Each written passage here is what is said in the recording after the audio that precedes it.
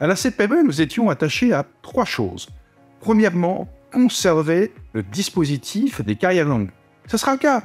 Il sera même amélioré. À savoir que si vous commencez dans la vie active avant 20 ans, vous pourrez partir avant l'âge légal. Si vous commencez à partir de 16 ans, partir dès l'âge de 58 ans si votre carrière est complète.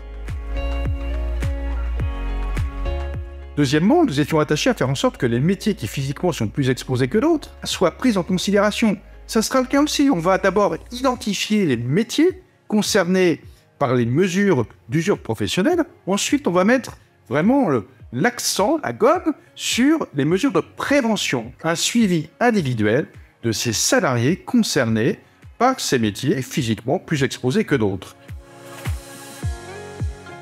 Troisièmement, nous considérons qu'entre une carrière complète et le minimum retraite, il y ait une prime à la carrière complète. C'est le cas avec l'élévation des minimums contributifs, c'est comme ça qu'on l'appelle, qui va être à 85% du SMIC, grosso modo autour de 1 200 € net par mois pour les retraités. Non seulement le flux, c'est-à-dire les actifs qui vont arriver en retraite, mais aussi pour le stock, pour ceux qui sont déjà en retraite.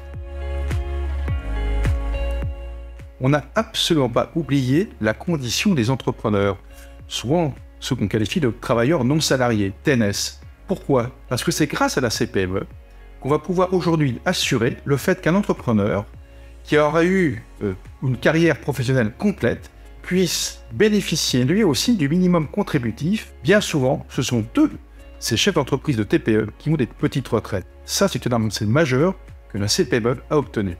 Nous avons besoin de continuer à tenir notre promesse par rapport aux générations montantes, à savoir nos enfants et nos petits-enfants, pour leur garantir à leur tour, comme nous l'avons eu, une retraite digne.